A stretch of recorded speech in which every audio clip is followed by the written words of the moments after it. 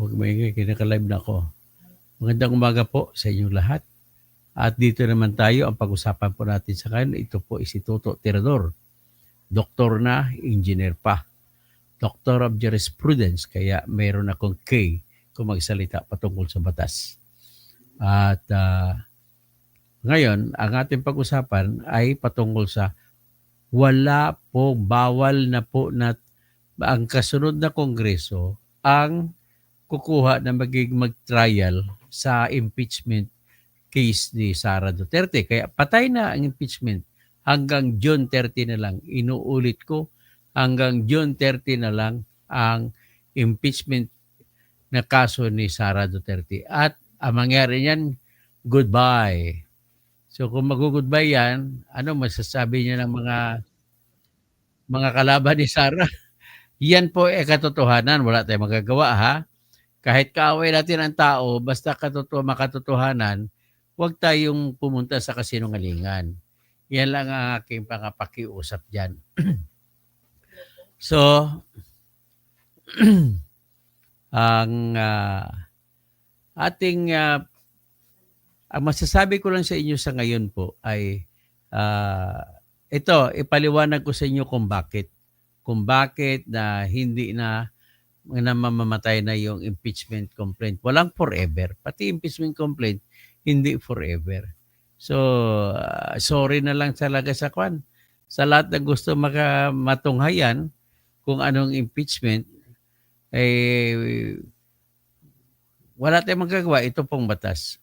Una na prinsipyo na i-apply ko rito ay yung, alam nyo ba yung prinsipyo na nullium crimen nullia pena sine lege?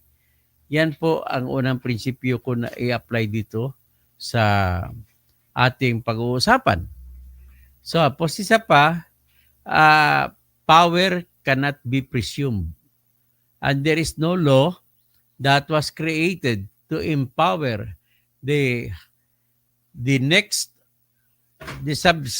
subsequent House of Congress to have the authority, the power to prosecute, the power to impeach, the power to decide, and the power to judge. So, lahat po na powers niyan ay ay hindi mo pwede sabihin na meron kung walang batas. Kagaya sa power to prohibit political dynasty, ina-argumento nila, walang batas eh. So, hindi pwede political dynasty. Na hindi pwedeng bawalan. Kagaya rin niya ng impeachment. Walang batas eh. Kaya hindi ba pwede bibigyan ng kapangyarihan ang kasunod na kongreso ng mga senado, yung bagong senado at saka bagong kongreso, hindi mo sila pwede bigyan ng kapangyarihan na mag-prosecute, mag-impeach, at yung Senate naman para magtanggap ng kaso sa impeachment at saka para maghusga. Wala po silang kapangyarihan. Ulitin ko lang, wala pong batas na ginawa para magbibigay ng kapangyarihan sa kasunod na kongreso para mag-impeach. Kung ang isang tao na in-impeach sa 19th Congress sa ngayon ay hindi na pwede i-impeach na ang impeachment nila na ginawa ay hindi pwede mamanain nung kasunod na kongreso. Ganon din sa mga House of Representatives, mga prosecutors, ang trabaho nila sa ngayon na kongreso, pag lumipat na sila, nanalo ulit sila sa eleksyon, lilipat na maging 20th Congress sila, hindi po sila pwede mag-prosecute. Kasi wala rin sila kapangyarihan. Ang kapangyarihan ay nandun lamang sa kasalukuyang congressman. Ulitin ko po, napakasimple lang po ng prinsipyo dito. Hindi na tayo magsasabi pa kung ano bang prinsipyo dyan. Wala. Sasabihin niya ni kagaya sa kay attorney, yung mga abogado na iba dyan na maka-impeachment, tatawid daw, pwede tatawid. Hindi po pwede tatawid kasi unang-una, power cannot be presumed. The next Congress has no power to exercise the power of the 19th Congress. So, ibig sabihin po, yung mga congressmen na nag-impeach kay Sara nitong nakaraan, nitong ngay kasalukuyang nung February 5, 2025, ay yung iba diyan natalo na. So ang kasunod na nanalo na congressman ay hindi nila pwede saklawan ang kanyang kapangyarihan sa kasunod na congressman. Ganon din ang kapangyarihan ng senador sa ngayon na 24 na na binubuo ng 12 na magpapahalal at sa 12 na sa 2028 pa magpapahalal. So ngayon, kasi natapos ng halalan, yung 12 wala na by June 30 hanggang June 13 lang sila. Mawawala na, ang matitira ay 12 na senador. So kung 12 na senador ang matitira, walang continuity at ibang power nila. There is no law that punishes a person if the person there is no law that punishes a person who was convicted in the 20th Congress to give the power to the 21st Congress to implement the punishment. Hindi po, wala po. So, yan na po, napakasimple lang. Lahat ng mga abogado pag marinig dito sa akin, sasabihin na, oo nga no. Hindi pwede po gumawa. You cannot presume na may kapangyarihan. Kagaya nito. Ang pinakamalapit na example na magagawa ko ay ganito. Nagsampa po ako ng disqualification laban kay Erwin Tulfo. So ngayon, ang disqualification case ko kay Erwin Tulfo ay binasura ng 2nd Division ng COMELEC. Ang katwiran ng 2nd Division ng COMELEC ay hindi raw nakalista sa kapangyarihan ng Omnibus Election Code ang magtanggal kay Erwin Tulfo. Wala kapangyarihan daw ang Omnibus Election Code magtanggal kay Erwin Tulfo kung ang basihan ay hindi siya Pilipino. Kita mo yan? Matindi, no? Tapos, nag-argumento ako, nag-file ako ng motion for reconsideration, at ang argumento ko ay nakalagay po sa Section 1 ng Rules of Procedure ng COMELEC Resolution 11098 na nagsasabi doon, 11046 na nagsasabi ron na Section 1 na pwedeng i-disqualify ang kahit sinong pagkakandidato kung inuutos ng konstitusyon. Ang problema, ang citizenship nag-uutos sa konstitusyon natin na hindi pwede tatakbo na hindi pwede magiging senador ang hindi Pilipino. Si Erwin Tulfo, Amerikano. So sinabi nitong 2nd Division ng COMELEC, binasura aking reklamo. Kasi hindi naman daw kasama ang hindi citizen sa proseso. Why?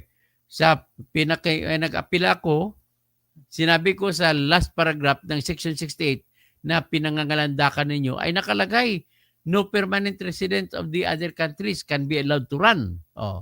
So, ibig sabihin, nakalimutan nyo ba yun? Mr. Attorney Ray Bulay, the chairman of the 2nd Division. Nakalimutan nila ni Noli Pipo, Attorney Noli Pipo, tsaka si Engineer, anong pangalan nito? Dennis pa man, pangalan niya. So si Dennis Celis. Dennis pa yung pangalan, kalimutan ko. Nelson Celis. Okay. So ngayon, ang isa pang katwiran ko na may power ang COMELEC na magtanggal kasi mayroon sa batas. Una sa konstitusyon. So sa konstitusyon pa lang ay may power na tanggalin si Erwin Tulfo. So kaya nag-imar ako. Ngayon, yan ang example ko sa ating usapin ngayon sa impeachment laban kay Sara. Walang power ang Kongreso ngayon na tumawid sila na sila rin ang magbabanat sa sunod na Kongreso. At yung kasunod na Kongreso, wala ring power para i-take over ang nasimulang power. Power to impeach, power to prosecute, wala. So, ibig sabihin, Ang sa Senado naman, power to judge. Biro mo, power to punish. Ang 20th Congress na senador. So anong power to punish? Parang criminal yan, parang krimen. So mayroon pa tayong prinsipyo na nagsasabi, nolium crimen nolia pena sine lege. It is not a crime if there is no law that punishes it. Ganun na kasimple. Ngayon, pagdating naman sa katauhan, nung kasunod na kongreso, wala silang impeachment crime na makikita kung wala silang pinaparusahan sa kanilang term. Kasi ang term sa ngayon sa impeachment ay para lang sa 19th Congress. 19th. So sa 28th Congress, yun lang, hindi na po pwede makialam sa 19th Congress. Ganun lang kasimple, di ba? O ngayon, pag-usapan natin ang kuwaranto na sinampa ko kay kasi ang pagdating kay Erwin, mananalo man ako, matalo ako kasi in-expect ko matatalo ako sa sa Comelec eh. Ibabasura nila ni Erwin Garcia ang aking kaso diyan sa Comelec, yung motion for reconsideration namin ni Attorney Diosdado Calonge. So ano mangyari? Mapilitan kami ngayon magsampa sa Senate Electoral Tribunal. Kasi wala nang kapangyarihan ang Comelec na mag-disqualify kay Erwin Tulfo. Kundi sino may kapangyarihan? Senate Electoral Tribunal na. So ganoon din ang usapin kay Sara Duterte. Sa ngayon, ang disqualification ko ay Comelec pa may kapangyarihan. Pero kapag umupo na si Erwin Tulfo, pagka senador, mawala ng kapangyarihan ang Comelec. In the same manner, yung 19th Congress, pag mag-umpisa na ang 20th Congress, mawawala ng kapangyarihan ang 19th Congress at hindi niya na kaya na hindi niya pwedeng i-trial ang impeachment case ni Sara Duterte. Ano pa naman, ang Senate is the soul. Ang Senate na Kongreso na yan, it's the sole power. Hindi mo pwede i-transfer ang sole power sa ngayon na 19th Congress papunta sa 20th Congress. Ang sole power ngayon ng 19th Congress, ulitin ko lang, ay siya lang, ang 19th Congress lang ang may kapangyarihan yan. At dahil sinampa sa panahon ng 19th Congress na Senado, ay hindi pwede makukuha sa kanila ang kapangyarihan or authority sa paghusga at authority sa paglilitis. Sole power nga yan eh. Hindi pwedeng na-shared power. So, tapos ang kasunod na Congress naman, may sarili naman sole power. Ang power lang nila ay patungkol naman sa impeachment na isasampa sa kanila. Ang tanong, pwede pa bang maisampa yung impeachment ngayon para sa sunod na Kongreso? Sagot, hindi. Kasi bawal sa konstitusyon na magsampa ng 2 beses sa isang taon. Isa lang talaga pwede sa isang taon. So yan po ang ating simpleng legal arguments na walang makakatumba kahit sinong abogado. I dare you, kahit sino, kahit Supreme Court, siguro ko na aayon sa aking sinasabi. Sinasabi sa, tingnan natin, buksan ko 1987 Constitution.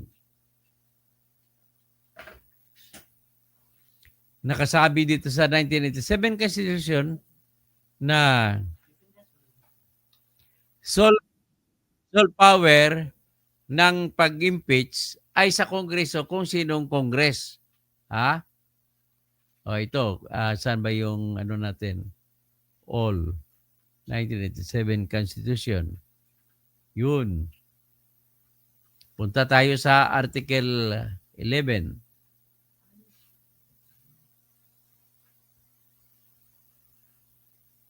Article 14. Article 9. Commissions. O dito tayo sa Article 11, ipakita ko. Ito. O, kita mo? Ang galing ko, no? Wala pang abogado na kapag-isip dito. Ako pa lang. O yan, Article 11, Accountability of Public Officers. Punta tayo sa Section 3. Ha? Sabi niya, the House of Representatives shall have the exclusive power to initiate all cases of impeachment. Anong ibig sabihin na House of Representatives?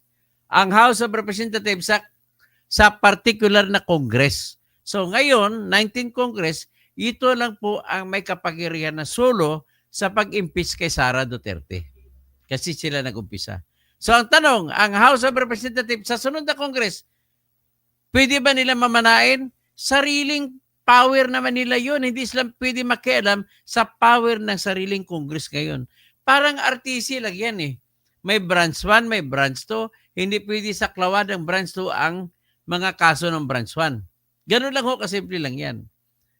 Okay ha? Pag sinabi pa rito, the Senate shall have the sole power to try and decide. Ibig sabihin ng Senate, yung Senate natin sa ngayon, ng 19th Congress, hindi pwede saklawin ang sole power ng 19th Congress na Senate kaysa 20th Congress. So that's another argument. Okay? Very clear? Very clear, dapat. Okay, yun. Si Atty. Ligutan, problema na to. Matatalo na kayo ngayon. So, nevertheless, nais ko lang sabihin na hindi pwedeng gamitin ang Senado na sa ngayon ay tatawid. Hindi po pwede tatawid. Kaya nga sabi ko, sole power ng Senate Congress sa ngayon ang impeachment. Hindi niya pwede pakialaman ng iba. So, yung kasunod na Kongreso na Senate, hindi pwede makialam sa trabaho ng 19th Congress na Senate. Tapos, ginagamit siya sa Amerika. I missed Attorney Ligutan. Baka nakalimutan mo, ulitin ko lang, na ang Senate ng United States of America ay hindi nawawalan ng majority ng quorum. Bakit po? Sa kada halal ng mga bagong senador sa Amerika ay iba, kada estado-estado, state by state.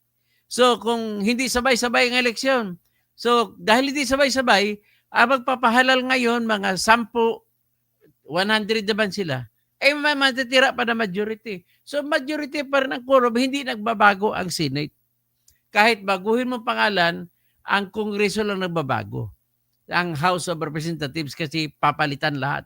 So magbabago yun. Tapos ibig sabihin naman, ang House of Representatives sa kasunod sa 20th Congress ay hindi sila, bawal po sila mag-prosecute. Bawal sila mag-presenta ng ebidensya. Ang may kapangyarihan lang na Congress ay yung Kongreso na member sa ngayon. Yung mga natalo, yun lang sa may karapatan, may kapangyarihan sa ngayon.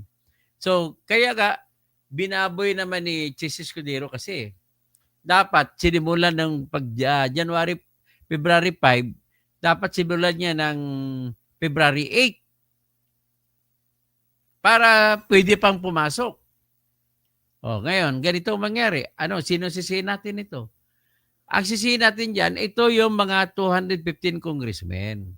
Kasi po, nagbigay po si Romualdez ng 150 million sa kanila kapalit ang isang perma nila. Pero mo, perma, kay Meregis Piatos, 11 million lang. Sa inyo, 150 million. Oh. Grabe. So ngayon, siwa naman tingnan na yung pumirma ay nagnakaw ng tag 150 million kada isa. Tapos, ang papatanggalin nila, yung nagnakaw ko doon ng 125 million. At saka may bago pa para sa 2023, yung 612 million daw. So, ladies and gentlemen, manigas na tayo lahat. Ako gusto ko sana manood ng impeachment eh. Pero kaya lang, hindi na mangyayari.